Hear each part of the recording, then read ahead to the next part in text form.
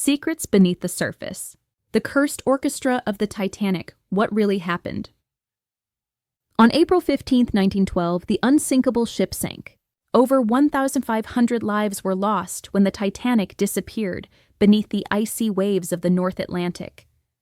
But amid the chaos, a haunting image remains etched in history. A group of musicians, an orchestra, playing to the very end. Today, we're diving into one of the most chilling and fascinating stories from the Titanic tragedy. The Cursed Orchestra. Who were they? Why did they play as the ship went down? And why do so many believe their story is more than just heroic? But haunted? There were 8 men in the Titanic's band, led by violinist Wallace Hartley.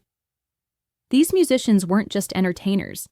They were contracted to perform daily for passengers, lifting spirits and setting a luxurious tone. But in the early hours of April 15th, as panic set in, the orchestra did something unexpected. Survivors recalled hearing music, calm, beautiful, almost surreal. Some say the final song was Nearer, My God, to Thee. Others insist it was a waltz. But one thing's certain, they played until the end, and none of them survived. Was it bravery, duty, or something darker? Here's where the mystery deepens. After the Titanic sank, Wallace Hartley's body was recovered, still wearing his uniform, and incredibly, his violin case was found strapped to his chest. Inside, the very violin he played that night. The violin eventually surfaced years later, but the moment it did, things got strange.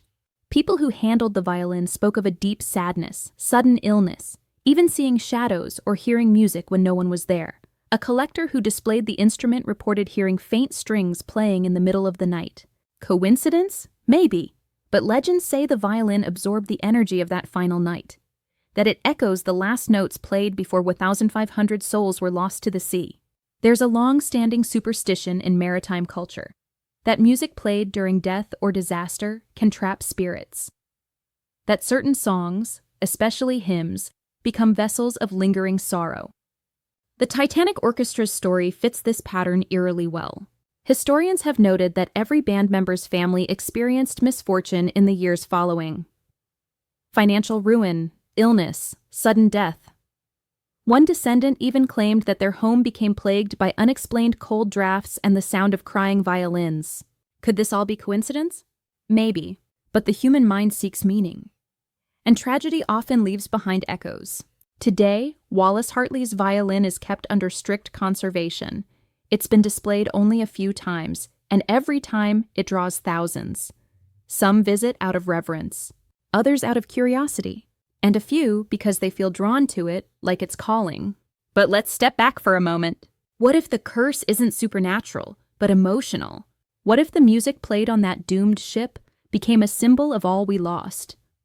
Hope, love, dreams. Maybe the curse is simply the weight of memory, passed down in notes and whispers. The story of the Titanic's orchestra isn't just a footnote in history. It's a haunting melody that still plays, more than a century later. Maybe it's cursed. Maybe it's sacred. Maybe it's both. But one thing's for sure.